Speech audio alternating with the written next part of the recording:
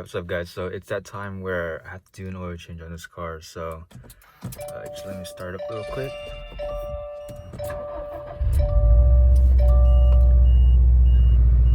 So you can see my mileage right there, whoa, focus man. Jesus Christ. Alright, 5,630 miles. So right here I used the trip B as how many miles I have since the last oil change. So it's 2,704 miles. So I'm reaching around 2,500 to 3,000 miles per oil change, and Subaru recommends 6,000. I'm just gonna be safe and do I can't even talk, 2,500 or 3,000 miles, and it's your preference, whichever one you want to do. I'm just trying to do it more frequent because I kind of do this car a lot on the Canyon. So, and plus this is the first time I'm changing oil with an oil cooler, and yeah, I'm gonna see how good the oil is currently, because I think the last time I did an oil change there was some deposits, like some grinding stuff on the pan, but I have to check again, so let's go see. Alright, so the good thing I have is an oil temp gauge. I'm just gonna let it run a little bit, like let it idle until it gets about over 120, I guess. I just want to warm up the oil a little bit so it can flow out better out of the oil pan. So yeah. Alright, so the oil has reached 120 degrees Fahrenheit, and the oil pressure is staying at about 75. So I'm gonna shut off the car now and I'll put on the jacks. Alright guys, so here's what I'm using for this oil change. The filter is a Mazda RX-8 filter.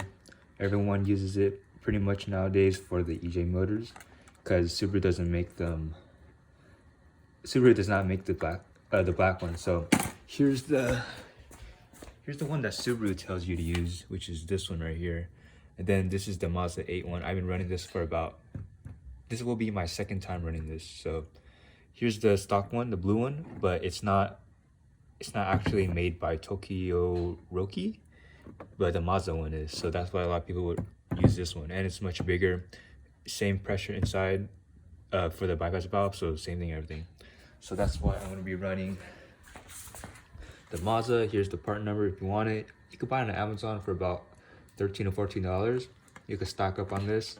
So yeah, and then the oil is Motul 8100 X-cess Gen 2. Some people use X Clean, but I think that's for the DIT, which is better suited for DIT motors, so like the FA motors. And then the oil rating is 5W40. Stock one is 5W30. I use 5W40 because a lot of people recommend it, and the S209 uses Motul 300V, which is a 5W40. So if the S209 uses it, might as well use it on your Subaru too. So yeah. And so the total, since I have, let me sit down. So since I have IAG Oil Pan and a Mishimoto Oil Cooler, my oil capacity went up to about 6.15 quarts. So these are just the 5 liters. This is 5 liters. So in total, it's about 6.15, around 6.2 quarts. So since I have the oil cooler right here, so when you do an oil change, this oil cooler does not drain out. So this oil cooler is about 0.65 quarts. I had to take account for that. So I'm not gonna fill up everything. I just bought this one just in case this is not enough. So I'm pretty sure I'm gonna use some of this. So when I do it, I'm gonna check it again and we'll see from there. All right guys, so I finally got the car jacked up. So I lifted it up on the front and the rear, so the rear is level with the front. And so I have a jack right there, right there, right there, and right here. Then I have jack stands, and then I have a jack in the back. Then I have these ramps right here, just for extra, just to make sure that, you know, in case the jack fails, this one will save it. So you always have to have redundancy for safety. Just be safe. You don't want to die under the car. So now I'm gonna take this under tray and then we'll start draining the oil. All right, so for the under tray, it's pretty simple. You have a 12mm right here, 12 right there in the front, and then on the opposite side. Then you have some clips on the sides, and you have these two main clips, and then make sure that there's another like flap right here that goes in back here. So yeah, that's pretty much it. And then once we take this off, we can start draining the oil. So here's the under tray. It should be 3 12mm bolts, and then 6 of these pop clips, 3 on each side, and then these 2 big clips. And there looks to be there's some oil right here, so I'm pretty sure it's my drain bolt right here. I think it's the crush washer that I used, so I kind of cheaped out and just bought like a shit ton of crush washers from Amazon because it's pretty cheap. And because it's the stock one, the OEM one is about like $1 each, and I have to go to the dealership all the time, so I didn't want to do that. It's leaking just a little bit, so you can see, but it's not that bad. If it's leaking a lot, then I'll probably switch back to the OEM one, but I'm probably gonna double check the torque because this is a 33 foot-pounds from IAG, so I'm not sure if it works with this, but I'm gonna run it again. If I lose a shit ton of oil, then I'm probably gonna switch to the OEM one. All right, so you want to loosen up the oil fill cap just to make it easier for the oil to flow out like this. And you just leave it, I'll just leave it right here. And then after this, let's vacuum so now we can start draining the oil. Just to make sure the dipstick, all right, so let's go under the car. And then we can get the oil pan, put it under, not the oil pan. For me, I have an IAG Oil Pan, so it uses a 10mm hex. The stock oil pan, I believe it uses a 14 or a 12mm bolt. So you can just switch that off for a socket. And then I just have a hammer just in case I need to hit this, the ratchet, to break loose the bolt. You shouldn't hit a ratchet, but this one has been abused a lot and it's been working pretty good. So time to get under the car and let's start breaking this bolt. All right, finally under the car, you want to position your oil bucket or whatever you want to call it right beneath the drain plug. So if you just do this, it will show where it's going to hit. So I'm going to put it a bit right here because you can see right there, that's the hole where the oil is going to go through. So you want it to be a bit closer here so it just drains out from here, drops in the oil. Okay, and then now I'm going to get my 10mm hex. Nope. Fuck. All right, so I'm gonna get my 10mm hex. Sorry, I put an 8mm on it, but it's pretty much like this. And you want to break the bolt loose. Fuck. Okay. Let me put the camera down and try to break this one loose, and then I'll start putting it out. All right, got the bolt loose. So now what you want to do is just slowly loosen the bolt.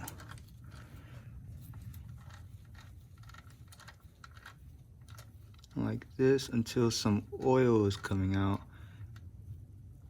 Then you know you're almost there. Okay. Whew. Hopefully this time I do not spill. Let's see. Oh, you can see some oil dripping. Let me take the hex right here.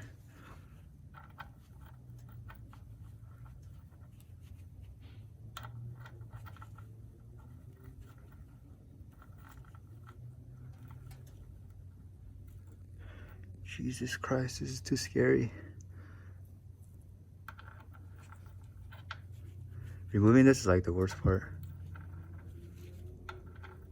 Okay, I'm gonna do it by hand.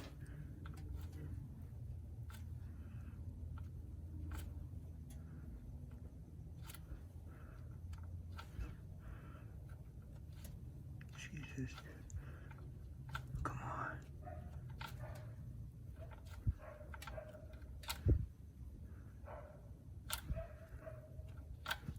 Oh, almost there, ready? Oh, one more time. All right, took a break because my neck kind of cramped right there. But let's see. Oh, we're almost there, guys. Ready? One more turn. Right there. Yep, now direct the oil bit right here. Now it should be pretty easy for the oil to drain. Look how quick it is coming out. This is why I love the IAG Oil Pan. Straight down, not at an angle. Yes, sir. And that's pretty much it.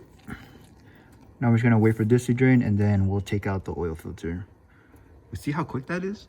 A lot of people have the Mishimoto one, the one you don't have to take out the drain plug, which is very convenient, but it drains so slow. Look at all this. It came out in like a few seconds right there. Now just let this bitch drip, and then oil filter time. All right, so here's the drain bolt that came with my IAG Oil Pan.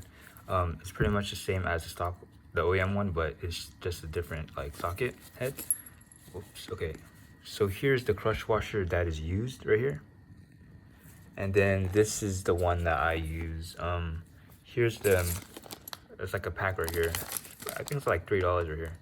You can see this is what it is. It works. As you can see before, it was leaking a little bit, but there's nothing really much to worry about. But if you want to go use the OEM one, you just gotta pay more. That's it. Just want better parts, just gotta pay more. So here's the used one, and then this one is not a used one. So the crush washer, I'm gonna clean this drain bolt right here, put this crush washer, and then I like to, there's like two different sides to it, so you could put it either way, but I just like putting the flat side on the bolt right here, and then it can mate to the oil pan. And I kind of want to get one that's magnetic right here, so it can kind of take out all the debris, but that's where the oil filter comes in play, which it takes out most of it. So this is good enough. And the oil is almost done draining. After that's done, I'm going to put this on, clean it up, and then we can start taking out the oil filter. All right, so the oil pan is dripping just a little bit, but that's from those droplets right there. So I'm just gonna wipe this off a little bit to get a good surface, a clean surface, so the drain plug can sit on. Whoops, I think I dropped some pieces. Okay, right there. Then we're gonna take our drain plug right here. So what I like to do, I like to put it on, twist it to make it loose, and then slowly tighten it in. And it should thread in very easily. If you're having a hard time, that means you probably cross-thread it, so you don't want to fuck that up. So yep, right there. And then once the crush washer mates with the oil pan, you kind of want to center it. So I think that's where I messed up, because the ID of the crush washer is probably a little bit bigger than the outer diameter of the bolt. But yeah, that should be good right there. Is everything the same? And just hand tighten it like this. And then now I'm gonna wipe it clean a bit before I torque it down. All right, now it's time to get the torque wrench and torque this bitch down. So the torque specs for mine is 33 foot-pounds. I forgot how much the stock one, but I'm pretty sure it's similar or almost the same. So let's get under the car. So we're just gonna put it in right there and just slowly twist it like this. Once I get in there, I'll ease it from the lever right here. Oops. It's pretty difficult to do it with one hand until it clicks. God damn it. God damn. Okay, here it goes. Ah, damn it. Are you sure there's 33? Damn, Jason. You sure there's 33? Oh, crap. Okay, got it. So 33 foot-pounds, torque down. Gonna clean it a little bit, and then we can get to the oil filter. All right, so here's the oil filter. So this is my first time changing oil with the Mishimoto Oil Cooler. I'm not sure that it's gonna be any difference, but you should, these should be constant. you should just only take the oil filter out. So I'm not sure if there's gonna be more oil draining out or is there a special way, but Mishimoto says it's just drain like regular, so that's what I'm gonna do. So right here to here, just angle it perfectly. And last time I did it, I could take the oil filter out with no wrench. So let me see if I could do that one again. But these lines are getting in the way, so it might be a bit difficult.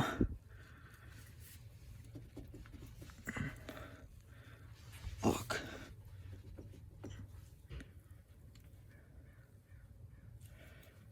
One more try. Oh, got it a little bit. I'm trying not to use the wrench. Just, yep, got it. See? No wrench needed. If you tighten it by hand, you don't need a wrench. Let's see how easy it is now. Gotta measure it just to make sure it doesn't fall off. Oh, see how it's draining right there?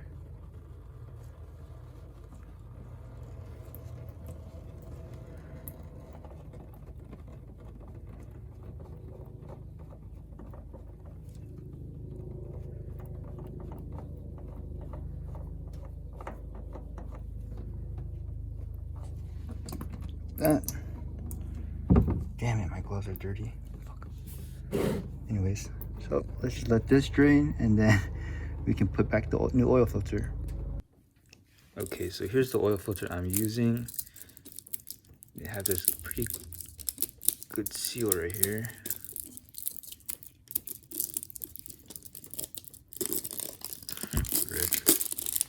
Here it is. Mazda 8 oil filter like this. And then we're gonna take some new oil, fill it up right here. This is what I like about Motul products. Let me try to put it first. So this is what I like about the Motul bottles. It's so easy to pour like this. So we're gonna fill it up.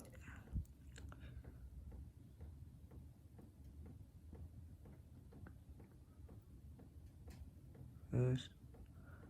Let it sink down a bit.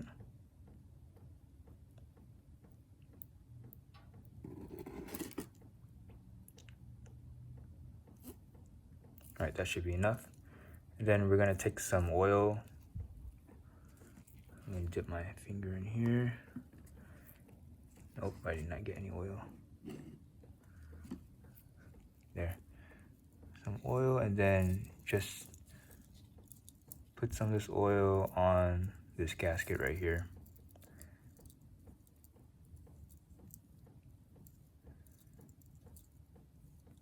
This.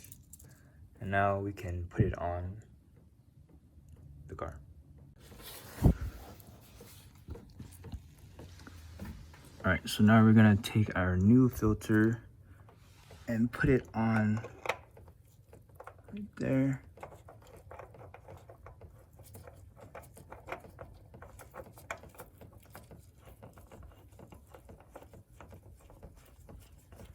Just like the drain bolt, it should go on fairly easy like that. And I can't really get a grip right now, so I'm gonna wipe it off and then I'll tighten it by hand.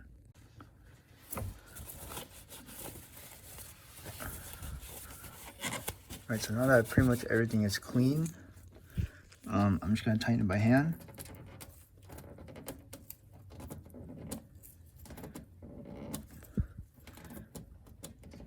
And after you can't really do anymore, not try to force it, but it should be tight enough. You don't really need to tighten that much, just tighten by hand. Yeah, that's pretty much it. So never changed with an oil cooler, so I'm pretty sure there's still oil here and inside the cooler in the front. So I'm gonna have to watch out when I fill the oil to just check it all the time. So yep. Just like this. So looking at the container, there are some specks right here. I believe it's from the engine. I wiped everything off clean, so I think I should get my oil tested because you can see the specks right here. Fuck, this is bad. See, you can see some specks right here. A lot of them are pretty minor like this right here, but you can see a big one like this one. Jesus. So yeah, fuck. Let me know if any of you guys have this issue as well, or is it just my? But I'm pretty sure this is oil from the oil filter, not oil. Because when I saw it, there's none of this draining from the drain plug. But when I did the oil filter, it had this. So I'm pretty sure it's deposit from within the oil filter. If not, I'm gonna have to get this tested. But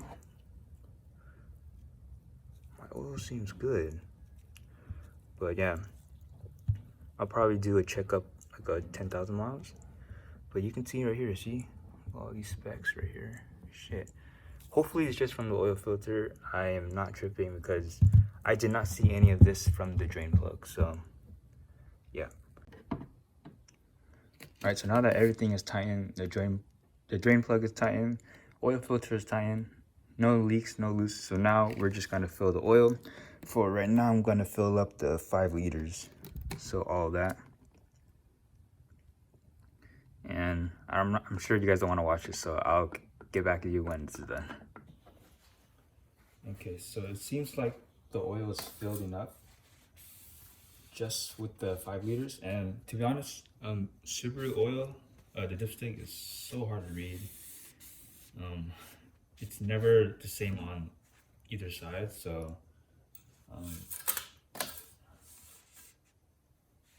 so you can see my oil is a bit over, but I gotta get the car leveled first. And yeah, it's good enough. Oil still looks clean because it's just brand new. And yeah, that's pretty much it.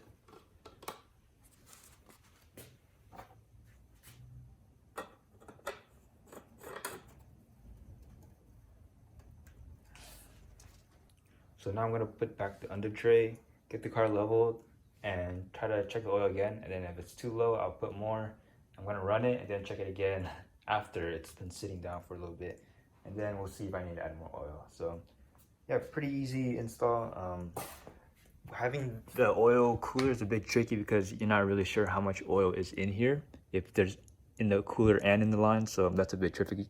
That's a bit hard to calculate how much oil you need. But overall, yeah, Subaru oil change. Hopefully I do not have any deposits, like my engine is damaged. So if it happens again, the next one I'm gonna try to get an oil sample and see what happens. So a lot of people run this oil, so they say it's good, so that's why I'm running it. So yeah, thank you guys so much for watching, and I hope you're driving your dream car.